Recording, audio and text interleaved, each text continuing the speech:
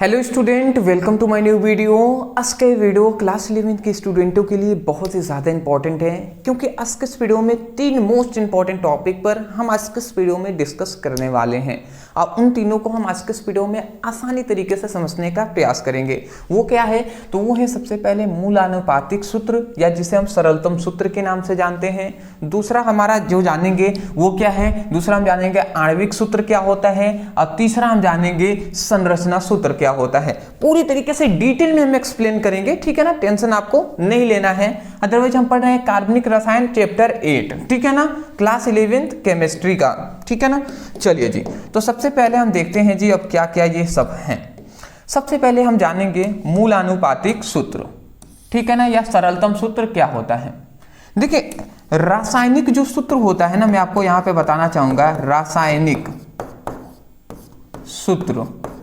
तो रासायनिक जो सूत्र है इसके 3 प्रकार होते हैं। अब वही तीनों में से क्या है? एक है मूलानुपातिक सूत्र, ठीक है ना, मूलानुपातिक सूत्र। दूसरा होता है आणविक सूत्र, और तीसरा होता है संरचना सूत्र, ठीक है ना। तो ये तीनों आपके होते हैं। तो आज के इस वीडियो में इन्हीं तीनों को हम डिस्कस करेंगे जी, ठीक है ना। बेसिक हमने इंट्रोडक्शन यहाँ पे दे दिया है कि ये सब क्या होते हैं। रासायनिक सूत्र के ही प्रकार हैं। सबसे पहला मूलानुपातिक सूत्र, या जिसे हम सरलतम सूत्र के नाम से जानते हैं। यहाँ पे कह रहे हैं ऐसा रासायनिक सूत्र जो किसी यौगिक के एक अणु में उपस्थित तत्वों के परमाणुओं की संख्या को सरल अनुपात में बताता है, उसे मूलानुपातिक सूत्र कहते हैं। देखिए, आप समझेंगे, समझ में आ जाएगा। मतलब ऐसा रासायनिक सूत्र, ठीक है ना, जो किसी यौगिक का, कोई भी यौगिक हम ले लेते हैं, जैसे बेंजीन है। बेंजीन एक यौगिक है ना, तो यहां पे कह रहे हैं ऐसा रासायनिक सूत्र जिसमें किसी यौगिक के एक अणु, ठीक है ना, ये बेंजीन है, तो बेंजीन का क्या होता है? एक अणु, जैसे C6H6 हो गया। तो किसी यौगिक के एक अणु में उपस्थित, कह रहा है ना, एक अणु में उपस्थित तत्वों के परमाणुओं। और इसमें तत्व कौन से हैं? तत्व 2 ही ना है, एक कार्बन है, एक हाइड्रोजन है। तो तत्व मतलब कह रहे हैं किसी यौगिक के एक अणु में उपस्थित तत्वों के परमाणुओं की संख्या। तत्व तो कार्बन है, हाइड्रोजन है। अब ये 2 तत्व हैं, कार्बन की संख्या है 6, हाइड्रोजन की संख्या है 6, ठीक है ना। तो वही कहा जा रहा है कि किसी यौगिक के एक अणु में उपस्थित तत्वों के परमाणुओं की संख्या को सरल अनुपात में बताता है। तत्वों के परमाणुओं की संख्या को सरल अनुपात में बताएगा। सरल अनुपात का मतलब कि ये बताइए 6 एकम में 6 और 6 एकम में 6, मतलब एक बार में कट जाएगा। तो ये एक बार में कट जाएंगे ना, तो इसका सरल अनुपात क्या हो जाएगा? C1H1 हो जाएगा, ठीक है ना। बेंजीन का सरल अनुपात या मूलानुपातिक जो सूत्र होता है वो ये हो जाएगा। तो यही कह रहा है कि ऐसा रासायनिक सूत्र जो किसी यौगिक के एक अणु में उपस्थित तत्वों के परमाणुओं की संख्या का सरल अनुपात बताता है, उसे हम क्या कहते हैं? मूलानुपातिक सूत्र कहते हैं। बात समझ में आ गई होगी। अभी हम एक एक करके आपको सब कुछ समझाएंगे ना, तो आपको समझ में आएंगी, ठीक है ना। चलिए जी, अभी हम थोड़ा सा आपको बताते हैं जी, क्या हम बता रहे थे। जैसे कि समझिएगा, जैसे कोई भी हम यौगिक ले लेते हैं, यहां पे हम लिख देते हैं यौगिक। यहां पे हम लिख देते हैं सूत्र, और यहां पे हम लिख देते हैं मूलानुपातिक सूत्र।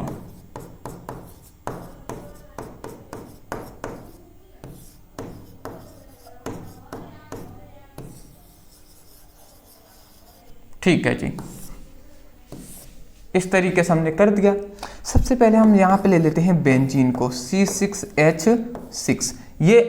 बेंजीन का कोई यौगिक हम कौन सा ले रहे हैं? यहाँ पे हम यौगिक ले रहे हैं बेंजीन, ठीक है जी। बेंजीन हमने ये यौगिक ले लिया।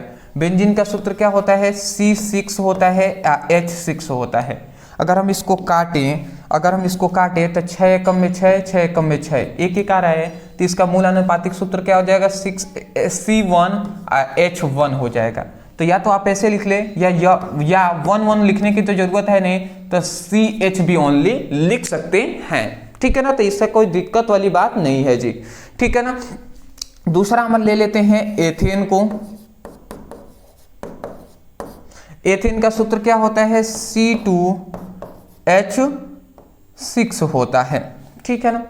अब C2H6 है तो 2 एकम में 2, 2 एकम में 2 और 2 तिया 6, तो 1/3 संबंध में कटा, तो इसका क्या हो जाएगा C1H3 हो जाएगा, या इसी को हम लिख सकते हैं CH3। तो ये क्या हो जाएगा, एथेन का सरलतम सूत्र या मूलानुपातिक सूत्र ये होगा, और वास्तविक जो सूत्र है ये हो जाएगा C2H6 होता है, ठीक है ना। तो इस बात को आपको याद रखना है। तीसरा और भी हम ले लेते हैं, जैसे अमोनिया ले लेते हैं। अब अमोनिया का सूत्र क्या होता है, NH3 होता है। अब ये बताइए, नाइट्रोजन की संख्या 1, हाइड्रोजन की संख्या 1। अब हम इसको काट सकते हैं क्योंकि ये तो पहले ही 1 है, ये 3 है, तो अगर 1 एकम में 1 और 1 से काटेंगे तो 1 एकम में 1 हो जाएगा, और 3 एकम में मतलब 1 या 3 हो जाएगा। तो इसका सरलतम देखिए, जो अमोनिया है ना, इसका वास्तविक सूत्र भी यही होता है, आणविक सूत्र भी हम कह सकते हैं, और मूलानुपातिक सूत्र भी NH3 ही होता है, ठीक है ना। तो ये हो गया जी, आप स्क्रीनशॉट ले लें।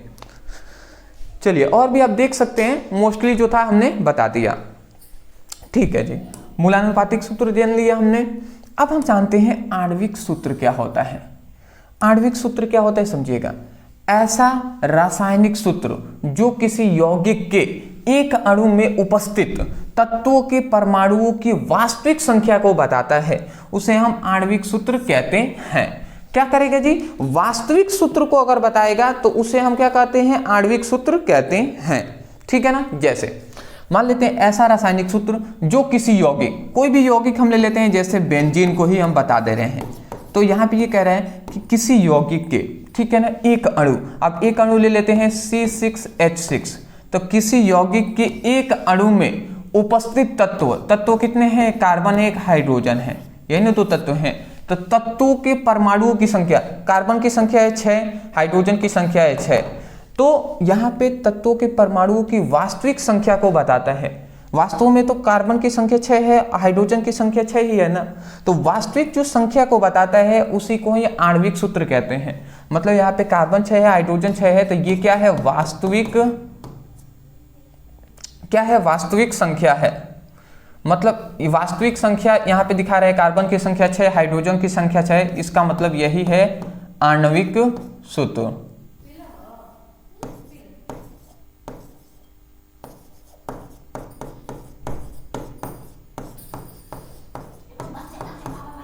आणविक सूत्र हो जाएगा, ठीक है ना। चलिए जी, तो इतनी बात आप समझ के होंगे। तो यहाँ पे यही कह रहे हैं कि किसी, मतलब ऐसा रासायनिक सूत्र जो किसी यौगिक के, मतलब ऐसा रासायनिक सूत्र जो किसी यौगिक के एक अणु में उपस्थित सभी तत्वों के परमाणुओं की वास्तविक संख्या को बताता है, वास्तविक संख्या को बताता है, उसे ही हम क्या कहते हैं, आणविक सूत्र कहते हैं। थोड़ा सा हम एग्जांपल से आपको बता दे रहे हैं, ठीक है ना। जैसे बेंजीन है, तो बेंजीन का जो आणविक सूत्र जो होगा ना, मतलब वास्तविक सूत्र जो होगा उसी को तो आणविक सूत्र कहते हैं। इसका वास्तविक सूत्र तो ये है C6H6, तो यही है आणविक सूत्र। मूलानुपातिक सूत्र कोई पूछ दे तो हम 6 एकम में 6, 6 एकम में 6 कर देंगे, तो ये क्या हो जाएगा, अगर 6 एकम में 6, 6 एकम में 6 कर देते हैं तो CH हो जाएगा। ये मूलानुपातिक सूत्र है, ये आणविक सूत्र है। अगर हमसे कोई पूछ दे कि मान लेते हैं एथेन का कोई पूछ दे कि आणविक सूत्र क्या होगा, तो वास्तविक सूत्र जो होता है वही तो आणविक सूत्र होता है ना, तो C2H6 हो जाएगा। अब मूलानुपातिक क्या हो जाएगा, मूलानुपातिक सूत्र CH3 हो जाएगा। अमोनिया का कोई पूछ दे, अमोनिया का, तो NH3 यही इसका आणविक सूत्र भी होता है, मतलब आणविक सूत्र या वास्तविक सूत्र होता है, और NH3 ही मूलानुपातिक सूत्र भी होता है। आशा करता हूं समझ गए होंगे, स्क्रीनशॉट ले लें, ठीक है ना। चलिए जी, ठीक है। अब हम जानेंगे संरचना सूत्र के बारे में। संरचना सूत्र क्या होता है समझिएगा, ऐसा रासायनिक सूत्र जो किसी यौगिक के एक अणु की संरचना सूत्र बताता है, उसके अणुओं में उपस्थित सभी परमाणु किस प्रकार आपस में जुड़े होते हैं उसे संरचना सूत्र कहते हैं। मतलब यहाँ पे समझिएगा, ऐसा रासायनिक सूत्र जो किसी यौगिक के एक अणु, मान लेते हैं यहाँ पे हम ले लेते हैं CH4, यहाँ पे हमने मेथेन को ले लिया, ठीक है ना, CH4, ये मेथेन का ये एक अणु है, तो कह रहा है ना किसी यौगिक के एक अणु, तो हमने मेथेन का एक अणु ले लिया है CH4। अब कह रहा है कि एक अणु की संरचना सूत्र को बताता है। अब इसकी संरचना सूत्र हम बताएंगे तो ये किस प्रकार जुड़े होते हैं जी। मेथेन का अगर हम देखें तो ये किस तरीके से जुड़े होते हैं, C और इस तरीके से 4 हाइड्रोजन जुड़े होते हैं। तो ये हमारा क्या हो जाएगा, ये हमारा हो जाएगा, ठीक है ना, इसका सूत्र, मेथेन का संरचना सूत्र ये हो जाएगा। तो यहाँ पे कह रहा है कि ऐसा रासायनिक सूत्र, मतलब ऐसा रासायनिक सूत्र जो किसी यौगिक के एक अणु में उपस्थित एक अणु की संरचना सूत्र को बताता है कि क्या बताता है कि एक अणु में उपस्थित जो सभी परमाणु, एक अणु में उपस्थित ये सभी परमाणु हैं वो आपस में किस प्रकार जुड़े हुए हैं। देख रहे हैं ना किस प्रकार ये जुड़े हुए हैं, कार्बन के साथ चारों हाइड्रोजन, तो किस प्रकार जुड़े हुए हैं, तो उसी को हम संरचना सूत्र कहते हैं। तो आप तो या तो ऐसे बना दें या इसकी संरचना सूत्र आप ऐसे भी बना सकते हैं, C इस तरीके से भी बना सकते हैं, ठीक है ना। तो ये भी आप बना सकते हैं या ऐसे आप बना सकते हैं। तो ये हमने सबसे पहले मेथेन का हमने बता दिया। चलिए जी, अब दूसरा हम देख लेते हैं C2H6 का। तो C2H6 का अगर हम देखें तो ये क्या हो जाएगा, C2 हो जाएगा, H6 हम यहाँ पे बना देंगे, 1 2 3 4 5 6। तो हाइड्रोजन की 4 संयोजकता देखिए, ये पूरी अपने कर ली, यहाँ से 3 हाइड्रोजन 1 कार्बन जुड़ा हुआ है, 3 हाइड्रोजन 1 कार्बन से जुड़ा हुआ है, ये इसकी संरचना हो जाएगी जी, ठीक है ना। अगला हम देख लेते हैं C2H4 को, ठीक है ना। C2H4 को अगर हम संरचना बनाते हैं, कोई पूछ दे तो आप कैसे करेंगे जी, C डबल बॉन्ड C लिखेंगे, फिर से 1 2 3 4, फर्स्ट सेकेंड थर्ड फोर्थ, तो ये हमारा हो गया। देखिए यहाँ पे 4 इसकी जो 4 संयोजकता होती है, तो यहाँ पे देखेंगे कार्बन से 1 हाइड्रोजन 2 हाइड्रोजन, यहाँ पे डबल बॉन्ड बना लिया है, तभी तो ये पूरा होगा ना संयोजकता। तो ये इसके साथ भी 4 हो गया, इसके साथ भी 4 हो गया, तो इस तरीके से संरचना बनती है जी, ठीक है ना। चलिए, आशा करता हूँ आप समझ गए होंगे, ठीक है ना। अब यहाँ पे मेथिल क्लोराइड की भी हम देख लेते हैं। अगर कोई मेथिल क्लोराइड का हमसे कह दे CH3Cl की संरचना बनाइए, तो हम क्या कर देंगे जी, हम यहाँ पे लिख देंगे CCl, ऐसे कर देंगे, और यहाँ पे H लिख देंगे, यहाँ पे H लिख देंगे, यहाँ पे H लिख देंगे। ये हमारी क्या हो जाएगा, CH3Cl मेथिल क्लोराइड की संरचना हो जाएगी, ठीक है ना। अगला हमसे कोई कह दे कि एथिल एल्कोहल की संरचना बता दी है, C2H5 एथिल एल्कोहल का, तो इसकी संरचना बनाना है। तो देखिए कैसे हम बना देंगे, समझिएगा। तो हम लिख देते हैं C फिर से O फिर से H। आप देखिए यहाँ पे एक H जोड़ देंगे, यहाँ पे एक H जोड़ देंगे, यहाँ पे एक H, यहाँ पे एक H, यहाँ पे एक H, OH। तो देखिए सबसे पहले 2 कार्बन है तो 2 कार्बन हो गया, 5 हाइड्रोजन है, 1 2 3 4 5 हाइड्रोजन, OH है तो OH। तो ये इसकी संरचना हो गई जी। तो ये हमारी क्या हो गए, ये है संरचना सूत्र, इसी तरीके से बनते हैं जी, ठीक है ना। तो आशा करता हूँ कि आपको ये जो 3 हमने बताया है, मूलानुपातिक सूत्र, आणविक सूत्र और संरचना सूत्र, आसानी से आपको समझ में आ गई होंगी। तो चलिए दोस्तों, आज के लिए इतना ही। मैं यही कहूँगा, वीडियो पसंद आया है तो वीडियो को लाइक करने के साथ साथ चैनल पर नए होंगे तो चैनल को सब्सक्राइब कर दीजिएगा। कोई टॉपिक है जो आपको समझ में नहीं आता, हमसे समझना चाहते हैं, उस टॉपिक का नाम लिखिए, अंत में हमारे चैनल का नाम लिखकर सर्च कर लीजिएगा, वीडियो आपको मिल जाएगा, वहाँ से आप स्टडी अपनी कर सकते हैं। तो कल मिलते एक नए टॉपिक के साथ एक नए वीडियो में। Thank you so much for watching this video. Thank you.